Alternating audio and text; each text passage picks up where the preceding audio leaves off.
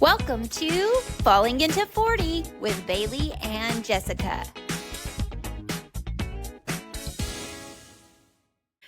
Okay, welcome to Falling into 40 with Bailey and Jessica. Here we go again. We are so glad you're here. And Bailey, how are you?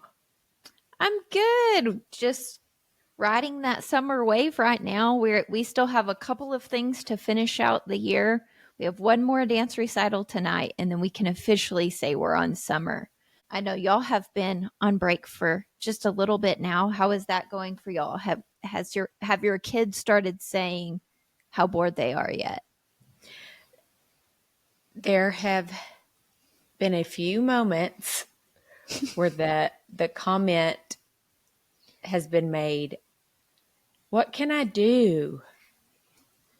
But my response isn't the response they like. So No. They have learned it's not what you ask, because I can make a whole list of things. But I did, they have chores and we use an app and they mark them off as they get them done. It gives them some incentive to get to mark them off too, you know? Yeah. And I know everybody does chores differently. And this summer we are doing allowance if you do your chores without complaining. If you complain, there is no allowance for the chores. It's a great idea. I love that. I may be using that. Although Yes. I have one child that is extremely motivated just to keep things clean. And then I have one who it's like a hamster cage and it would take 5 people to get it clean. So we'll see. We'll see how that goes. Yeah. And it's, for some reason, I don't know if it's because both are just, they're 10 and 12 and they want more things now. Like, even if it's a Lego set, you know, that's 100, one of the big ones. One of them ordered one of those the other day.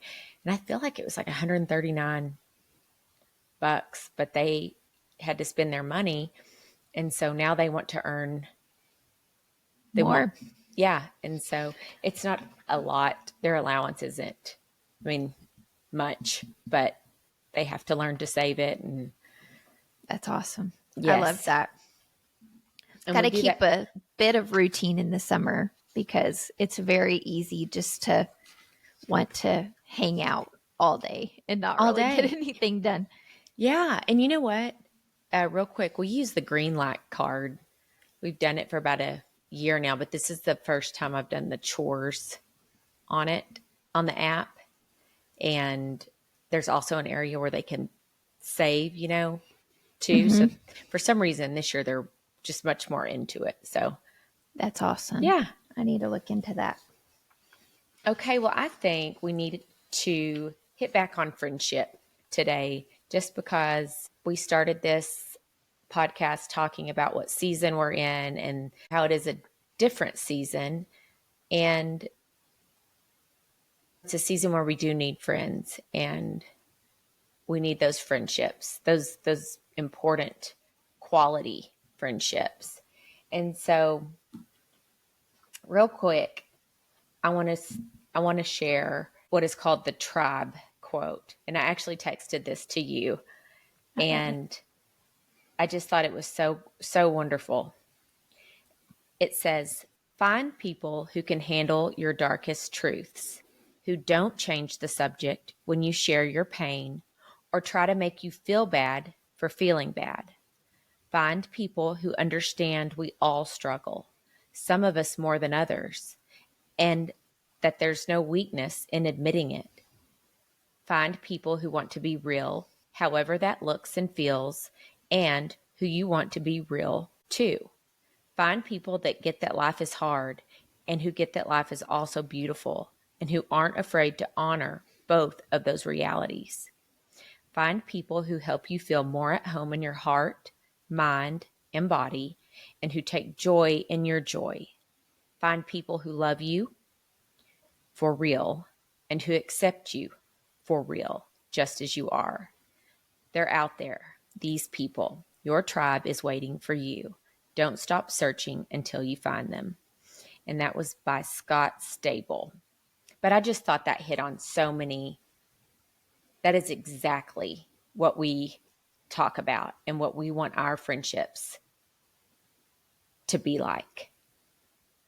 Right. And in this season, you are going through so many different things depending on the age of your kids, depending on relationships. There are all sorts of things that, we are going through in this season. So many changes, so much going on, which we talked about with seasons of change. And you do need those anchors that support you and that are there no matter what. Because if you don't, and especially if you're married, if you're only confiding in that one person, you're dumping basically on that, and it becomes difficult on your relationship. So having those friendships too, that you can just, it doesn't matter. It doesn't matter what time, it doesn't matter what they're doing. They stop and they listen. And that's pretty big and pretty rare. And if you have those friends in your life, it's important to hold on to them and to nurture those relationships for sure. I think that you just made a really good point when you said if you're married and you are, sharing all of the things that are going on with you or that you're dealing with your spouse, that it can become an overload for them too. And men also don't work like women do. They're made differently. They don't, while you want to share things with them, they might not be able to understand it from your perspective or even be able to just think about it the way you do because they're just wired differently. And so I think it is exactly what you said. It's important to have somebody to talk to when you're feeling frustrated that will listen and also be truthful with you. It balances your life and creates that balance where you confide in your spouse on the things that are important with your kids and stuff like that. And then you have that balance of this friendship that you can confide in that person when it does have to do with things that maybe your spouse wouldn't understand or isn't getting or understanding about you. And it just creates such a balance in your life. So I think that's super important too. Absolutely.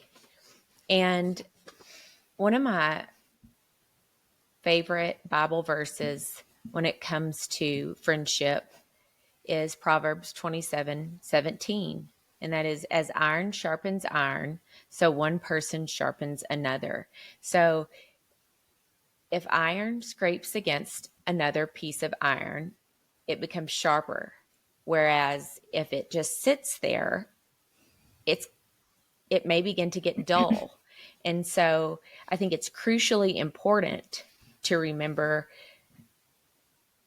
we have to be careful who we choose to brush up against, because a good friend can lead us to self-improvement, can lead us to greater godliness, but the wrong friend can lead us towards disaster. And maybe you won't notice it right away, but suddenly people start to wear off on us. And just as you and I tell our kids, be careful who you hang out with, choose the right friends, be the influencer, don't be influenced.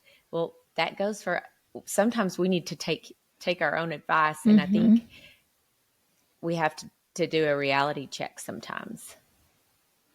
I think it's so important that you said that because you see it, and I know I've seen it come across my social media quite a bit through, videos and things like that. It says one of the most important factors for success is who you surround yourself with. And that statement is geared towards teenagers and young adults who are going off into society and trying to be successful in whatever it is that they're doing. But it is a factor in this season in that our success, we may be viewing success differently because of the season that we're in, but who we surround ourselves is so important to our quality of life. And So I think it's just as important, even though it may be it from a different view as you age. But I think that is such an important statement. Yeah. And I think it's okay. You don't need to have 70 best friends.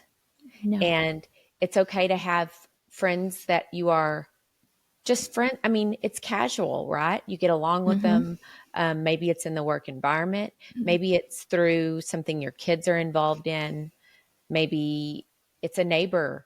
You know, there's so many different people that we consider friends. But Mm-hmm. I have to be careful. I've had to learn not to overshare, because by nature I'm an oversharer of anything that I'm going through, and you have to guard yourself, because you don't want somebody to use something against you or to hurt you with something that you've shared with them. And if you are an oversharer, you just need to make sure that you're okay with everybody knowing what you're sharing. Mm-hmm. Yes, it's funny that you talk about the different friends, the different types of friendship, and how you have your more casual friends. I actually, and this was totally random. I saw this thing the other day. It was Emmanuel Acho. He has some pretty cool videos that pop up every once in a while, and he talked about uh, comparing friendships to a house. And he talked about your window friends, which are like your very casual way that, from across the room, you may talk to them, you may see them, but they're not deep. You just kind of are those very casual friendships. And then he talked about having your door friends, which are the ones that come in and out of your life depending on what season you're in or what you're going through, or what maybe even just what your kids are involved in. And you see those friends not all the time, but they are a little bit closer to you. They are attached to you for some specific reason. And then you have your floor friends, and those are your friends that will never go away, and they are your foundation. And so I thought that was really, really cool, and that kind of explained those types of friends very well. It is true. There are so many different types of friendships, and they're important for different reasons. But at the end of the day, knowing what those friends, what types of friends they are, and knowing who you can keep as those foundational friends and who can come in and out and things like that. I think that it's important as you get older to understand that there are different types and it's okay. Yes, I love that. I've never heard that before put in that. Mm-hmm. I thought it was a cool perspective. Yeah. Yeah, it is. And it's almost your floor friends, they know all the dirt on you too. Mm-hmm. Just Yeah. like the floor gets dirty, they know all your dirt and they love you Yeah. anyway. And that's great. I mean, we need those friends, but we need a little bit of everything to balance it out. Um, in that quote, it talked about people that can take joy when you have a friend that is going through something great. They're experiencing something that they've worked hard for. They're winning. They're just something great is going on. If you can't be happy and share those joys, then you need to check yourself, because that's really, friendship has no room for jealousy. And Mm-hmm. the root of jealousy is fear, right?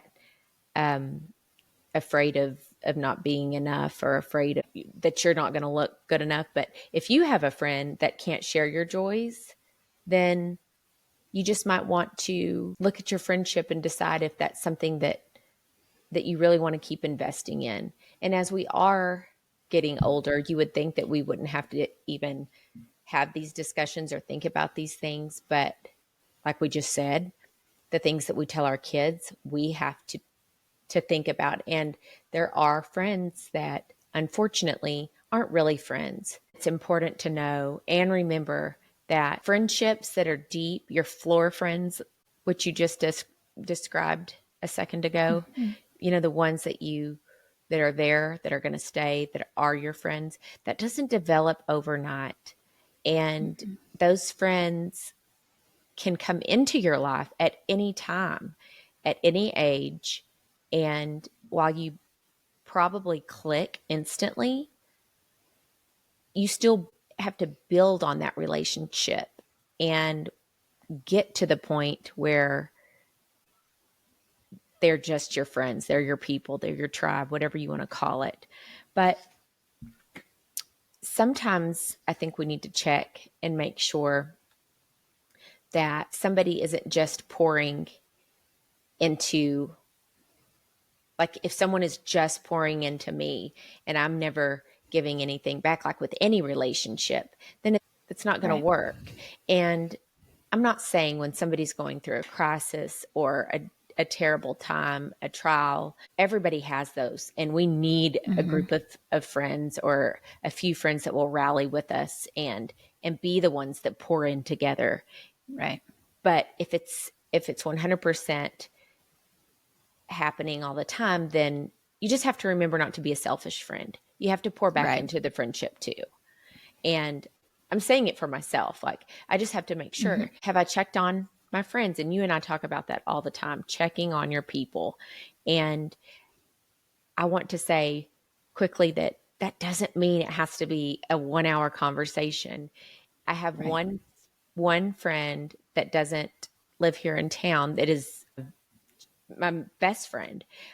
We text like once a week, and it's a random text. It could be like, dude, you're never going to believe what happened. And then, just a short little whatever. And then the response is unbelievable. And that's it. But it's not always a deep conversation, but it's a way that we're still in communication with one another. And so keep the door open like that, so that when something does go wrong. Well, and here's the thing, even with our closest friends, and it's very highly likely, especially at our age and things, we're not going to just vomit out whatever's going wrong with us. It's very unlikely that we're just going to pick up the phone and be like, oh, I need you, or I need this. And I'm definitely not one to do that. But people aren't always going to reach out and ask.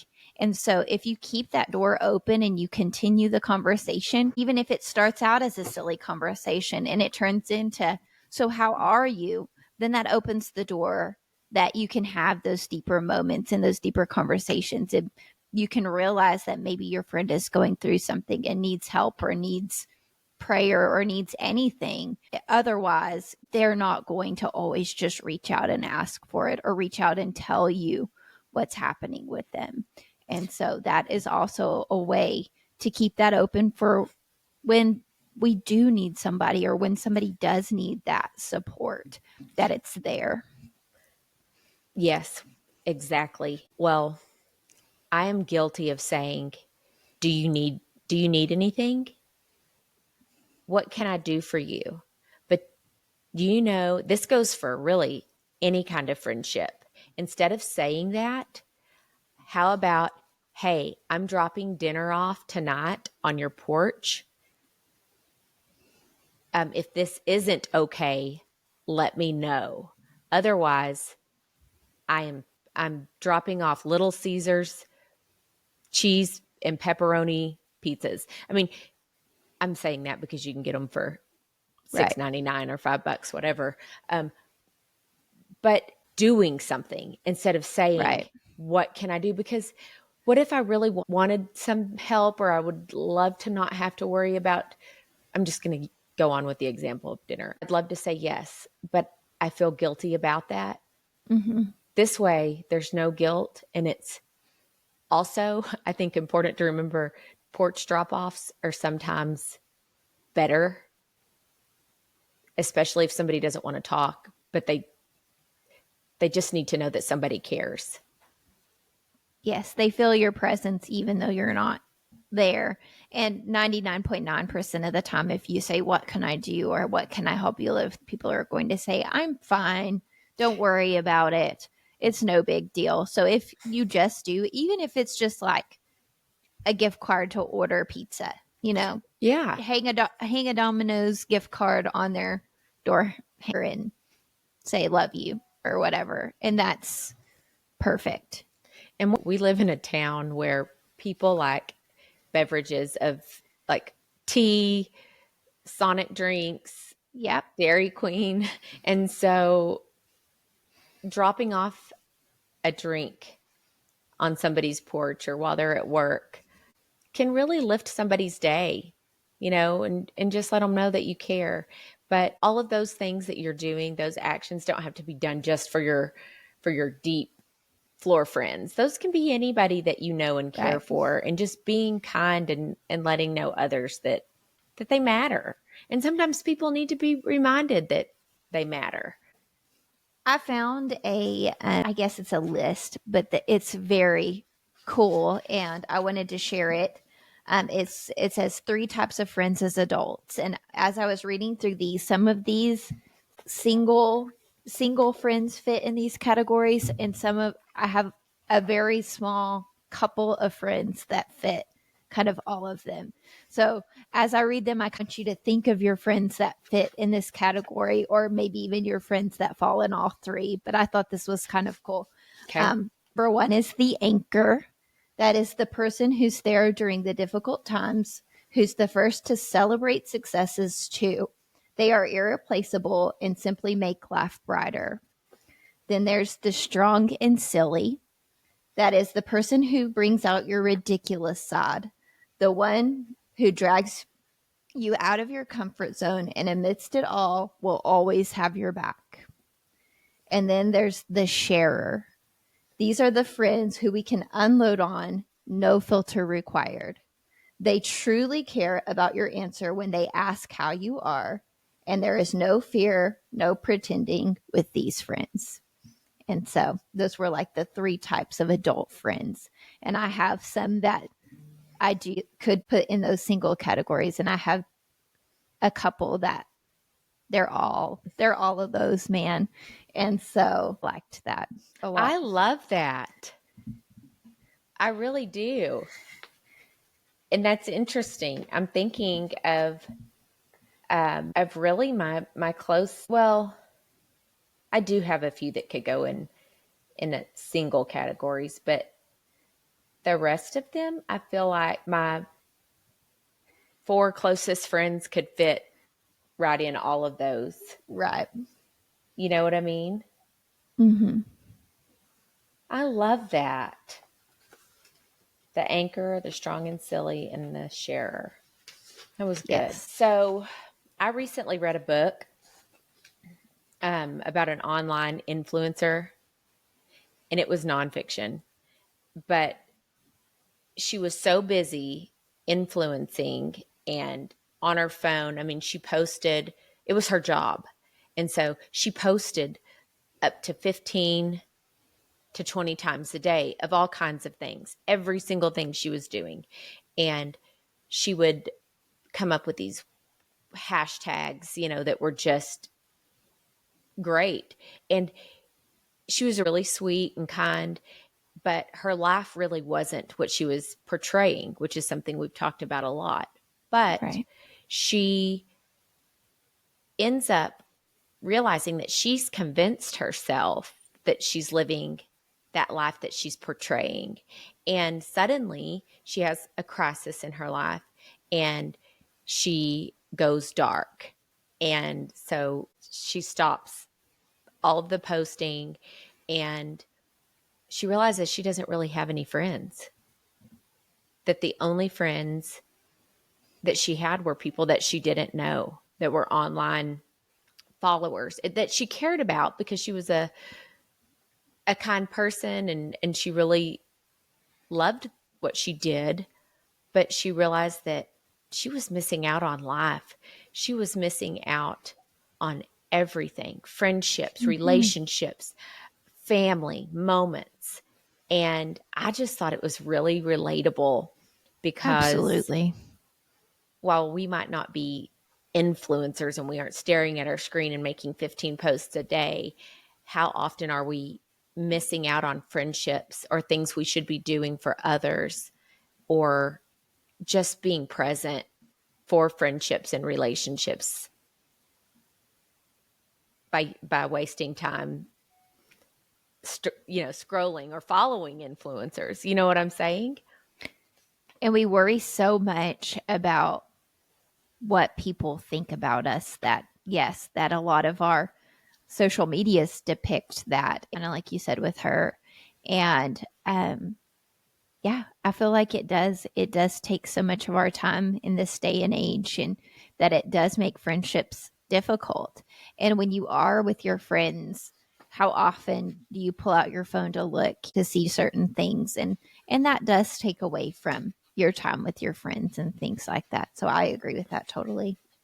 It was even interesting because she would take pictures of food and her cappuccinos and, her gluten-free, sugar-free, well, I don't even know, all the frees, right? And um, she, she was taking pictures, and then she'd have like 2 bites because I don't, Wasted all our time. Yeah, yes. making the And post. Yeah. I'll tell you the name of the book later, but it was interesting. And I thought it had several relatable things. Absolutely. So we've covered that we need to be present, right? Mm-hmm. Just that goes across our entire lives. We need to be present. And we're all busy.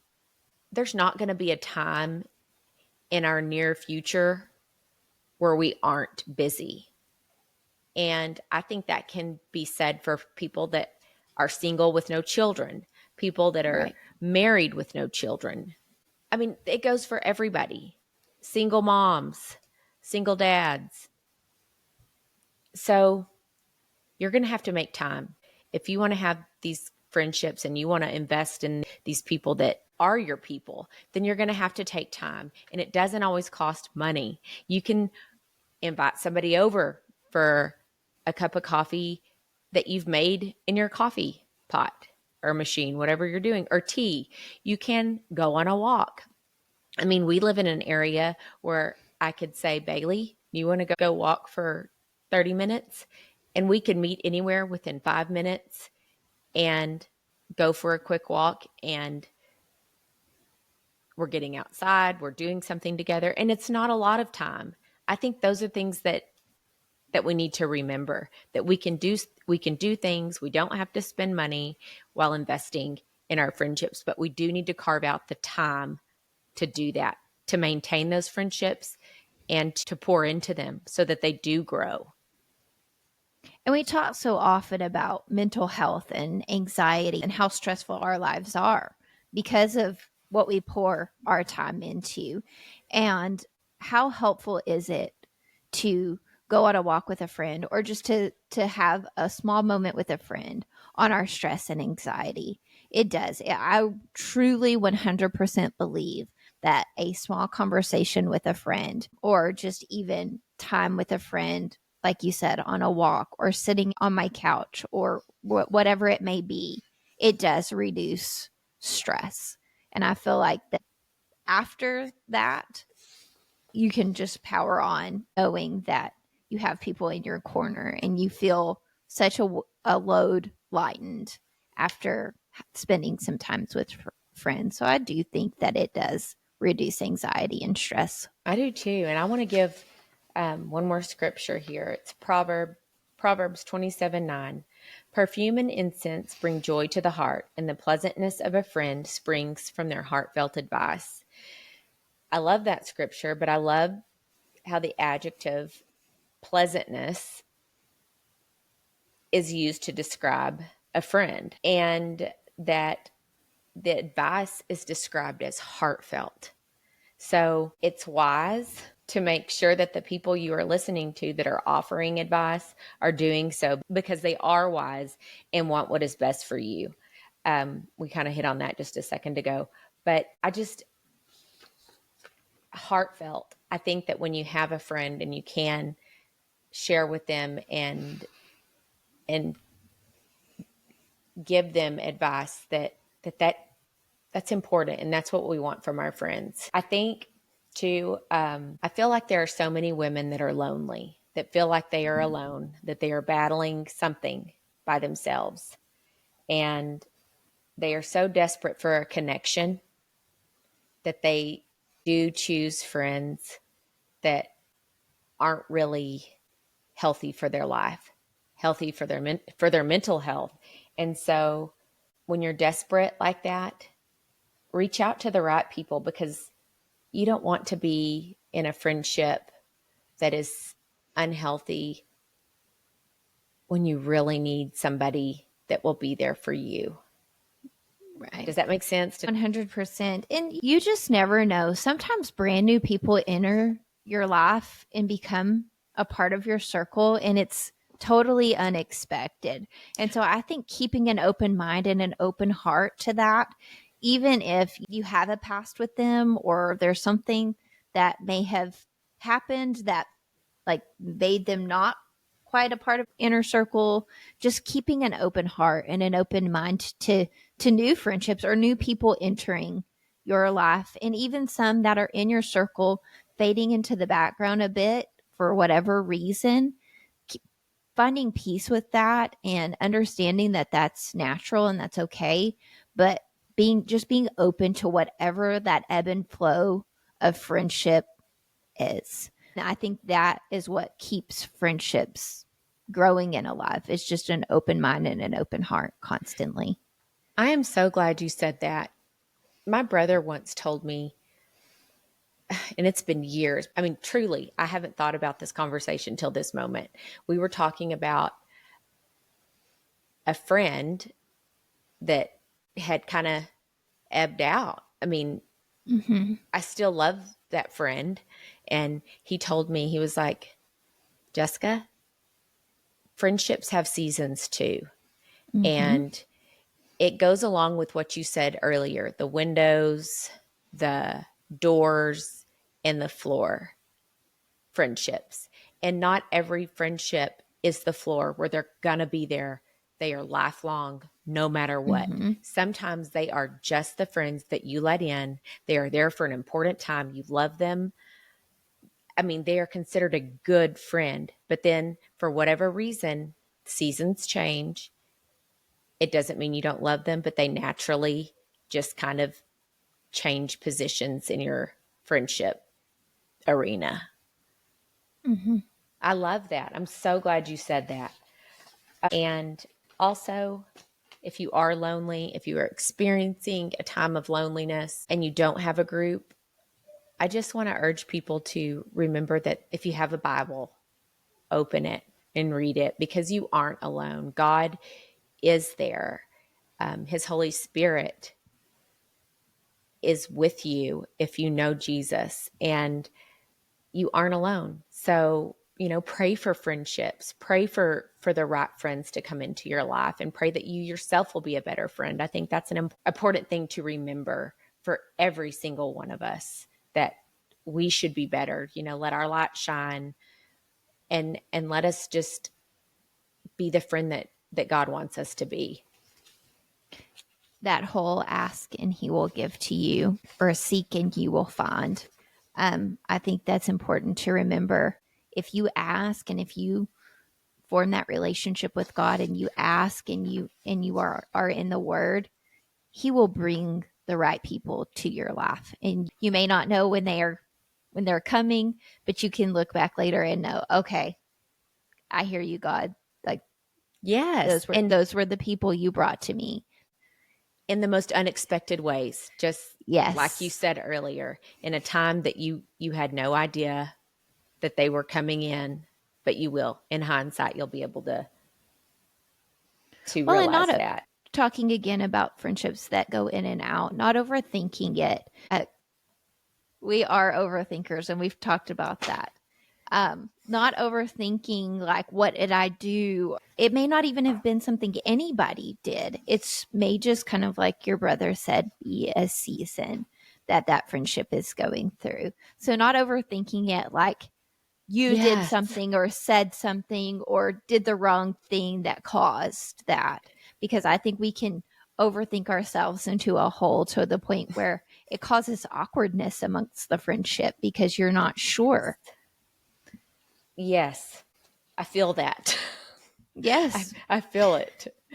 Okay. I do want to say before we wrap it up, I do have another mowing story for our listeners. Bailey's already laughing.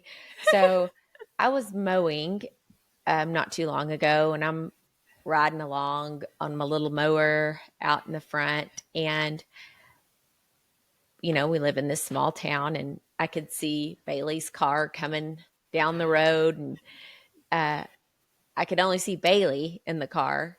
No, I don't. That's not true. I see Bailey's car coming. So I naturally assume, well, here comes Bailey. So I'm getting ready. I'm prepared. I'm mowing, but I'm ready to see her drive past. So she begins to pass me, and my arm goes up, and I'm really into my wave. I mean, like it is goofy, out of control, like hand flailing, like, hi. And not only is Bailey completely non responsive to my wave, her husband is in the car and he waves, he does a polite wave back after I did this really giant, like, wah! Like I hadn't seen her in years. And she doesn't even notice me. I can tell she was looking at something else. So it gets even better. We don't even acknowledge that this happened for several hours, and then like completely didn't acknowledge it. And several hours later, I texted her and I was like, so thanks for waving back when I was mowing. You said, why do you make me look like a mental patient? Okay, there you go.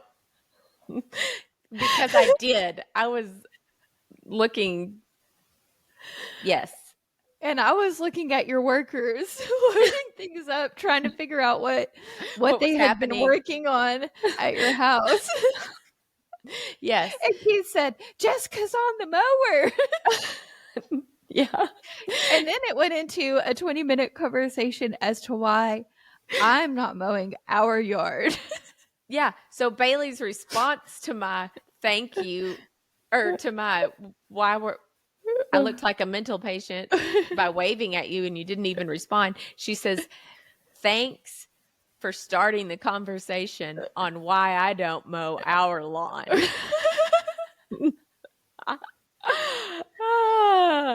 So small town, good stuff right there. You never know. And, I don't know what's going to happen with me in this mowing situation. One week I'm running over water things, and the next I'm flailing around, trying to get Bailey's attention. So I don't know. We'll see. Maybe there's going to be more stories about the mower. I have one more funny, but it's actually just bringing up the whole celebrating when other people are celebrating. My daughter played in the state golf tournament 2 weeks ago, and she played very well. And the whole tournament, Jessica's like, I don't want to text you, but I want to know. And then so she was watching the live scoring. So as my daughter was doing well, I would get, I'm about to go do a cartwheel. But at the end, the team won. And I have to share my voicemail that Jessica sent me because I shared this with my daughter and it made her smile big time. And I when I played it for the first time, it played over the car speakers, and my husband and I thought it was hilarious. But I have to share this with the world because this is like true friend sharing in somebody's joy. So I want to share it. Oh my gosh. Hold on. We are the champions. We are the champions of the world. So exciting. Call me whenever. Talk to you later. Bye. So I was in the received backyard. I remember now. I was like, I don't even know what I said. and Well. it made us all so happy and feel so supported. And so that is true friendship at its finest, of celebrating. And again, we've done a lot of like wallowing, and so that was true joy at a time that it was awesome. And so it felt really good. So I had to share that as we were talking about friendship and celebrations and things like that, because that was absolutely the best. It is saved because that is amazing. So it just shows the great friend that Jessica is. Well, thank you. And I'm sorry for everybody in my singing that you hear often. Well, as we close this out, I want to urge everybody that's listening to do something for someone else today, even if it's just reaching out to say hi to someone you haven't checked in on in a long time. Make a friend a priority this week. Remember, it doesn't have to be huge. You don't have to spend money. You have to be present, and sometimes that starts with yourself, or you making yourself available just by being there. And as I am closing in on 40, folks, it is right around the corner, June the 10th. Oh, I have just come to the realization of how much I appreciate and love the people that are in my life. And those true friends have become so evident to me, more so now than ever in my whole life. And I never want to take those people for granted. And Bailey is one of those people among a few others. But friends are so important, and we need to remember to take care of each other. Absolutely. So if you're falling into 40, face planning into 40, walking into 40, not even close to 40, way past 40, we're glad you're with us. We hope you'll stay. Thank you for listening.